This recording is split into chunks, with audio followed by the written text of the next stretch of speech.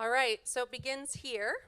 Me drunk on my kitchen floor, sending an amazing video to my coworkers about how my new TJ Maxx refrigerator bins was going to solve all my problems.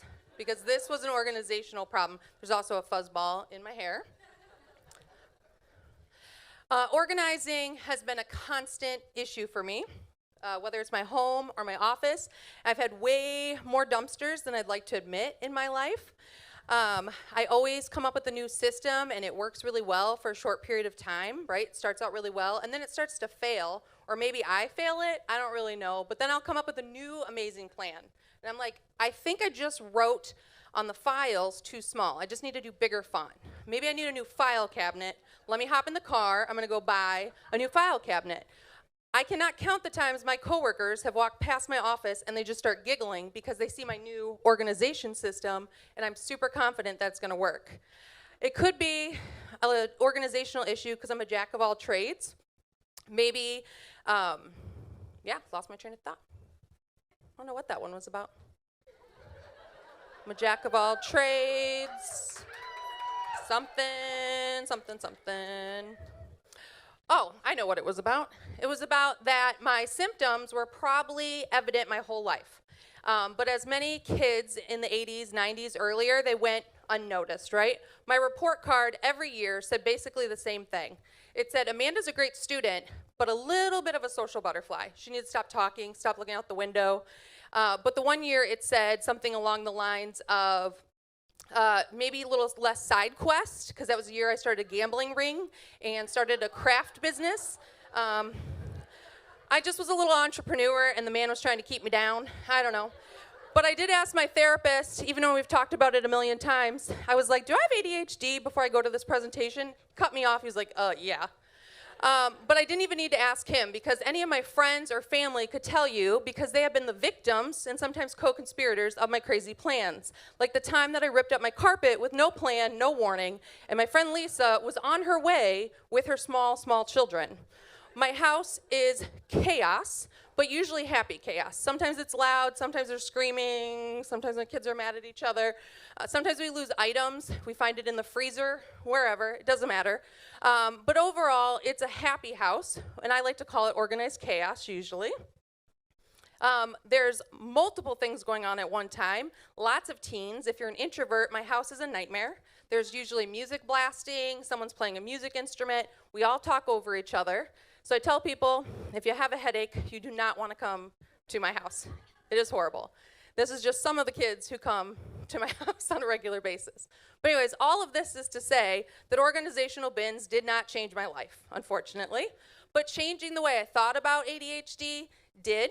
And I don't know if I can even say solve, because that's a little hyperbolic. If you ask any of my friends, they're going to tell you I'm a walking billboard for ADHD still. But the thing that changed is I love myself more. And I don't apologize for who I am.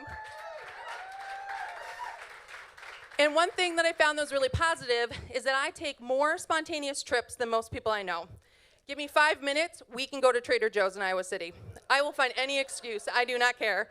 And I have taken my kids on more adventures searching for dopamine, and I have zero regret. I am able to juggle multiple hats. I'm a professor, a therapist, and I run a nonprofit because my brain works really well switching back and forth. I can problem solve very quickly. I do great under pressure and deadlines. Maybe I procrastinate a little, which is what I think the next slide is. Yes, I procrastinate all the time, and I used to feel really, really shitty about that. And then I realized that people notice that I do good work, and I don't need to make myself do work the way other people do. I am not going to sit down and start a project a month in advance. I wrote this maybe 5 days ago, and that's how I operate. So now I just adjust my schedule. I also know, that's my brother, that I have to have dopamine, and I need to be stimulated to do really mundane tasks. Brushing my teeth, washing my face. Self-care is boring to me. So now, instead of feeling bad and assigning guilt to it, all I do is find a way to stimulate myself. So I will blast music. Ooh. I've also learned that vegetables on the bottom of your fridge go there to die. This is a bad example of my fridge. I do run a nonprofit, so half the time my kids are mad at me because there's weird stuff in it. But I stopped organizing like a neurotypical person because I'm not. And so I stopped doing that, and I started thinking, where do I need the things to be so that I can operate? I used to feel really bad about feeling like I had ADHD paralysis, and I thought that meant that I was lazy.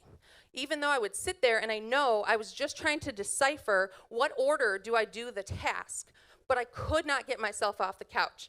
Now I lean into that, and I found ways to listen to Spotify and other things, but I find ways to do small other tasks. Maybe they're not even pertaining to whatever I need to do, because then it makes me feel successful. And if you have Google Calendar, it lets you swipe tasks, and that is like the most satisfying thing. This is my girlfriend who did not know she was going to be in the presentation.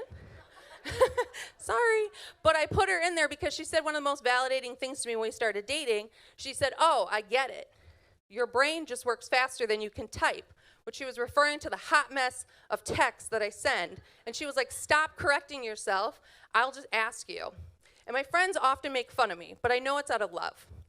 And it's out of love, but I get it also. They get 3 side conversations every time they talk to me. I may never get to the point. Often I give them no context, and so they're like Jessica Fletcher in solving a murder mystery, trying to decipher what the heck I'm talking about. But I have found friends that really care about me, and one thing that I found very helpful is that to start getting curious about how your brain works. Stop trying to fight it and find ways to work with it in a world that's not designed for you.